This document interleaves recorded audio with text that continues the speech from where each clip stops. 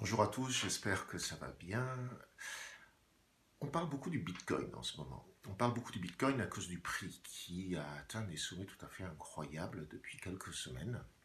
On parle beaucoup d'opportunités, mais on parle également de bulles. Certaines personnes prédisent qu'il va y avoir une explosion de la bulle et que le montant du Bitcoin va vraiment tomber. On a d'ailleurs, même la semaine dernière, assisté à une division par deux du prix. Mais depuis, le Bitcoin est remonté. Il y a donc beaucoup de questions qui se posent autour du Bitcoin. Mais avant de parler de la valeur du Bitcoin en tant que tel, je pense qu'il y a une autre question auquel on peut peut-être répondre. C'est une question un petit peu plus fondamentale. C'est pourquoi est-ce que le Bitcoin est apparu? Quel était le besoin auquel cherche à répondre le Bitcoin? Alors, c'est vraiment une question fondamentale. Pourquoi, à un moment donné, il y a des gens qui ont souhaité créer une monnaie digitale? Parce que finalement, on a un système bancaire qui est plutôt assez efficace. Quand on regarde, on peut faire des paiements sur Internet, que ce soit par des virements, que ce soit par carte bancaire ou par plein d'autres systèmes. Donc, on a un moyen pour pouvoir déjà faire des paiements entre guillemets virtuels, puisqu'on n'utilise pas des billets de banque ou des pièces de monnaie. Donc la monnaie fiduciaire n'est pas systématique. Donc la monnaie virtuelle, en l'opposant bien sûr à monnaie fiduciaire et non pas réelle, parce qu'on parle quand même pas de monopoly, cette monnaie digitale existait déjà ou existe encore maintenant. Alors pourquoi est-ce qu'à un moment donné, certaines personnes ont voulu monter un système finalement parallèle à tous les systèmes de paiement actuels? Alors pour comprendre ça, ce qu'il faut faire, c'est remonter aux bases de la monnaie. C'est Aristote qui est le premier qui a proposé des caractéristiques pour la monnaie. La première caractéristique, c'était de dire que la monnaie devait être un intermédiaire des échanges. J'ai des oranges, mon voisin a des souliers, j'ai besoin de souliers, je lui donne des oranges, tout va bien, donc c'est du troc classique. Par contre, si j'ai besoin de chaussures et que mon voisin n'a pas besoin d'oranges, il va falloir que je trouve un autre système pour lui procurer quelque chose dont il a besoin en utilisant mes propres oranges. C'était très compliqué, donc la monnaie est devenue nécessaire justement pour pouvoir fluidifier et simplifier les transactions commerciales. Donc ça, c'était la première caractéristique. On a une deuxième caractéristique que doit avoir la monnaie, c'est qu'elle doit être porteuse de valeur. Alors, cette notion de valeur a changé au travers des temps, mais au début, l'idée, c'était que la monnaie elle-même devait avoir une valeur intrinsèque. Et puis ensuite, il y avait une troisième caractéristique qui était que la monnaie devait permettre la comptabilisation, devait être une unité comptable. L'idée étant qu'on puisse donner des prix à chaque objet, telle chose vaut 2, telle chose vaut 5, telle chose vaut 67, et ça nous permet, un, de comparer, et puis deux, de suivre les dépenses. Donc, la première monnaie qui est apparue, c'était, enfin il y a eu différentes monnaies, mais la première monnaie vraiment significative, c'était les pièces en or et en argent. Alors une pièce d'or a bien les trois caractéristiques proposées par Aristote, et notamment la valeur intrinsèque. En gros, si moi je vous donne une pièce d'or, vous n'avez pas besoin d'appeler mon banquier pour savoir si j'ai de l'argent en compte. C'est cette pièce d'or qui porte la valeur. Donc quelque part, je suis encore en train de faire du troc. Je troque les chaussures contre cette pièce d'or. Un des grands intérêts de la pièce d'or, c'est puisque sa valeur est intrinsèque, elle ne connaît pas les frontières. Mon voisin à qui j'ai remis la pièce d'or va donc pouvoir éventuellement aller à l'étranger et utiliser cette même pièce d'or pour pouvoir faire des transactions et acheter des objets dans un autre pays, car encore une fois, la valeur est portée par la pièce d'or elle-même. Donc c'est très pratique, l'or est très pratique, mais il y a également des inconvénients. Le premier inconvénient, c'est que l'or c'est lourd. Si je me promène avec un sac d'or, il faut quand même que je sois assez costaud. Et puis, par ailleurs, si on me vole mon or, si on me vole mon sac d'or, je n'ai plus rien. Donc est apparu les tiers de confiance. Donc c'était des personnes ou des sociétés à qui je remets mon or et qui va pouvoir le détenir pour moi. Si j'ai besoin de faire un paiement, je ne remets plus de l'or, je remets un chèque que je vais pouvoir signer ou sur lequel je vais pouvoir mettre un tampon. Et lorsque la personne qui reçoit mon chèque se présente à la banque, elle pouvait récupérer la somme d'or correspondant à ce que j'avais écrit sur le chèque. C'est ma signature ou mon tampon qui permettait au banquier de reconnaître que c'était bien moi qui avait donné l'ordre donc de remettre de l'or à cette personne. Donc c'est un système qui fonctionnait bien. Il faut savoir que les chèques remontent à l'époque des Romains. Mais assez rapidement, on s'est rendu compte que l'échec, c'était quand même pas très très pratique, et donc est apparue la monnaie fiduciaire, donc les billets de banque et les pièces. Fiduciaire vient du mot fiducia, comme probablement certains d'entre vous le savent, et fiducia veut dire la confiance. Donc on est en train de remplacer, ou on a remplacé avec la monnaie fiduciaire, la valeur intrinsèque par deux choses. La première chose, c'était par la confiance, c'est-à-dire que lorsque je remets à mon voisin maintenant un billet de banque, il doit avoir confiance qu'il va pouvoir lui-même utiliser ce billet de banque pour pouvoir acheter autre chose. C'est-à-dire que ce billet de banque représente véritablement une valeur. Et le deuxième élément qu'a un billet de banque, c'est en principe la rareté. C'est-à-dire qu'il y a un nombre limité de billets de banque qui sont en circulation et c'est cette rareté des billets de banque qui permet de maintenir une valeur pour chacun des billets individuellement. Au début, la monnaie fiduciaire était adossée à l'or, et puis à un moment donné, on s'est rendu compte que ce n'était pas très très pratique, et donc les États ont décidé de ne plus adosser directement euh, les billets de banque à l'or, et donc c'était uniquement la confiance et la rareté qui représentaient la valeur du billet de banque. Alors évidemment là, on se rend compte du premier gros problème que peut avoir un système comme celui-là. C'est autant l'or est en quantité limitée parce que c'est pas très facile de trouver de l'or. Par contre, des billets de banque peuvent toujours être imprimés assez simplement. Et ça, c'est arrivé plusieurs fois, on l'a vu entre les deux guerres, et d'une façon générale, lorsque certains États ont des gros problèmes de dette, ils trouvent simple de pouvoir imprimer des billets de banque. Et en imprimant des billets de banque, ils baissent la valeur de chacun des billets de banque parce que la quantité de billets de banque a augmenté. Donc c'est l'inflation. Donc ça c'est un premier problème. Et puis ensuite il y a un deuxième problème qui est le fait que on doit passer donc par des tiers de confiance que sont nos propres banquiers et que le banquier a le pouvoir, heureusement il ne l'exerce pas trop souvent, mais en tout cas potentiellement il a le pouvoir de bloquer notre compte. Donc du jour au lendemain, on peut se retrouver avec par exemple notre carte bancaire et nos chèques qui ne nous permettent plus d'accéder aux sommes qu'on a sur notre compte. Alors, ça peut être très pratique hein, pour lutter contre le terrorisme ou pour des sanctions économiques, etc. Mais il est évident qu'il y a certains pays qui peuvent abuser de ce pouvoir.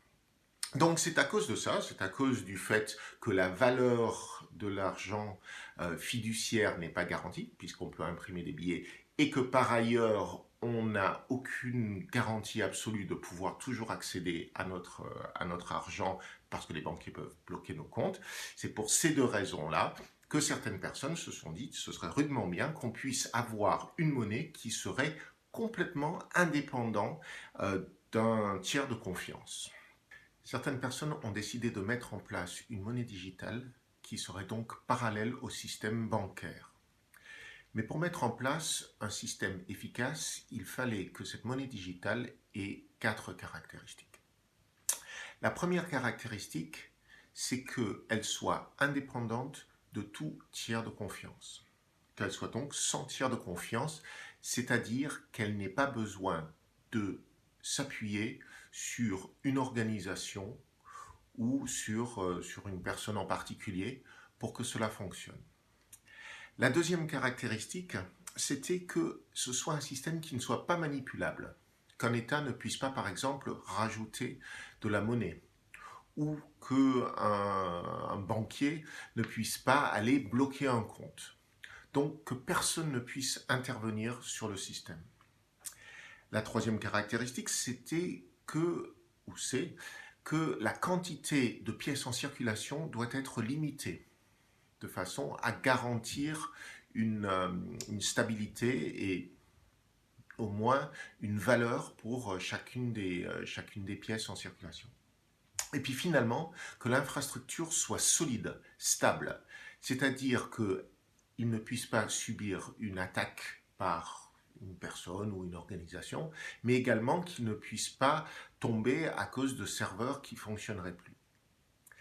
Pour pouvoir répondre à ces 4 caractéristiques, différentes technologies existent et donc les méthodes qui ont été imaginées et qui sont utilisées pour les monnaies virtuelles actuelles sont les suivantes. Donc la première, c'est que le système soit distribué, c'est-à-dire qu'il soit installé sur un très grand nombre d'ordinateurs, si possible à travers le monde entier, et que les différentes informations soient dupliquées, de telle façon à ce que si un ensemble d'ordinateurs sont compromis, supprimés, s'il y a un pays qui tout d'un coup interdit l'accès au Bitcoin, le système puisse continuer à fonctionner. La deuxième caractéristique ou la deuxième méthode mise en place, c'est qu'on mette en place un système qui soit décentralisé. Décentralisé, ça veut dire qu'il n'y a pas de tête particulière. On ne peut pas couper une tête pour arrêter le système. On ne va pas, en supprimant un serveur, faire tout tomber.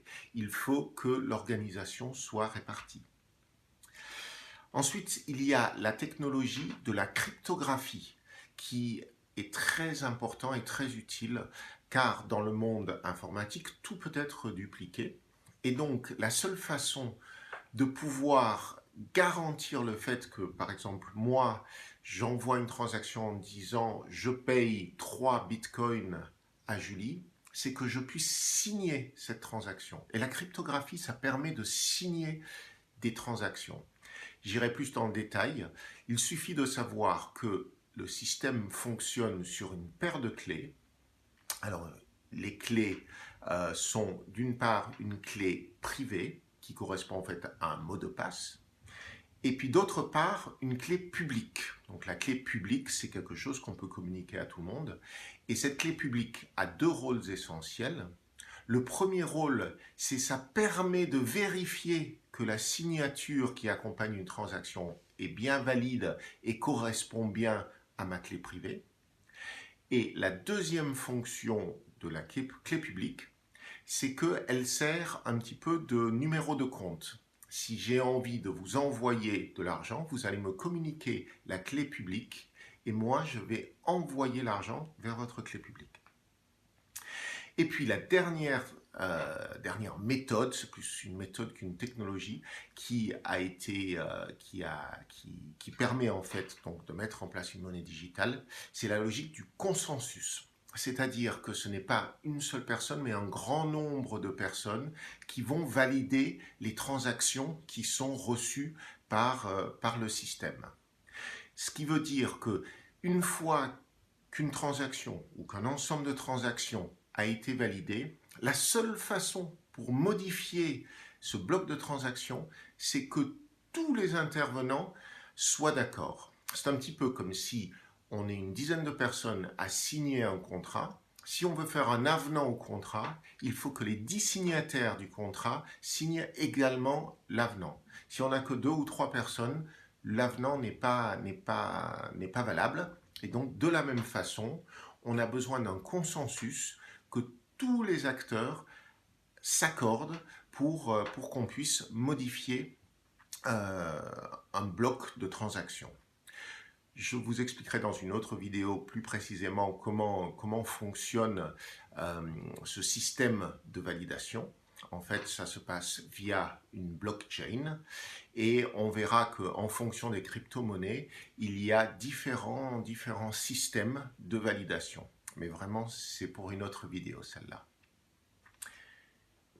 Et maintenant, on en vient au Bitcoin. Alors, le Bitcoin, c'est vraiment la première monnaie digitale qui a répondu à l'ensemble des caractéristiques.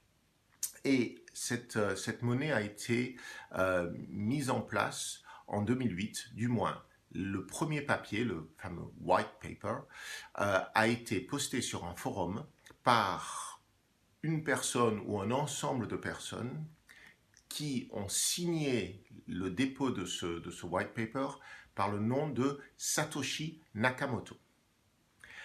On ne sait toujours pas qui est derrière ce Satoshi Nakamoto. Il y a pas mal d'hypothèses, mais on ne sait pas de façon certaine qui a imaginé ce système et qui l'a posté. Peut-être que dans une autre vidéo, j'en parlerai un petit peu plus. En tout cas, c'est un joli mystère qui accompagne d'une part le Bitcoin, mais encore plus la blockchain, qui est une véritable révolution, comme on le verra, mais encore une fois, plutôt dans une autre vidéo. Donc, en 2008, quelqu'un a posté le white paper parlant du Bitcoin, et puis ensuite, ça a été déployé. Et la logique du Bitcoin s'appuie sur deux ou trois éléments essentiels. Le premier élément, c'est le wallet. Le wallet, ça veut dire portefeuille en anglais. Et c'est ce portefeuille qui va porter les deux fameuses clés dont j'ai parlé tout à l'heure, à savoir une clé privée qui va me permettre de signer les transactions et une clé publique qui va me permettre d'une part de vérifier qu'une signature est bien valable pour une transaction donnée et d'autre part qui va me servir de numéro de compte pour qu'on puisse me virer des sommes. L'autre élément essentiel dans le système du Bitcoin, c'est le fameux blockchain. Alors le blockchain, c'est un immense registre, donc un peu comme un immense cahier, sur lequel on marquerait l'ensemble des transactions.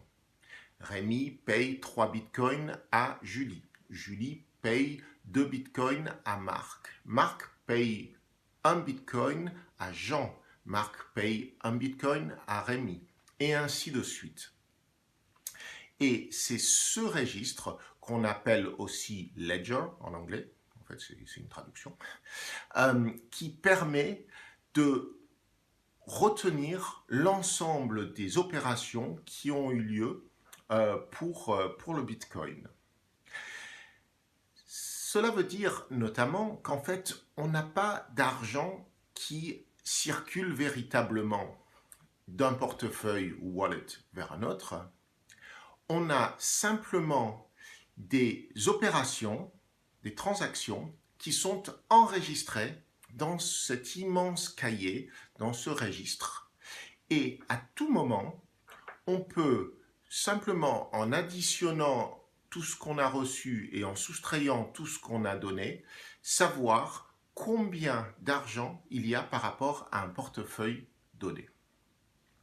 Donc, le système du Bitcoin s'appuie vraiment sur ces deux grands éléments.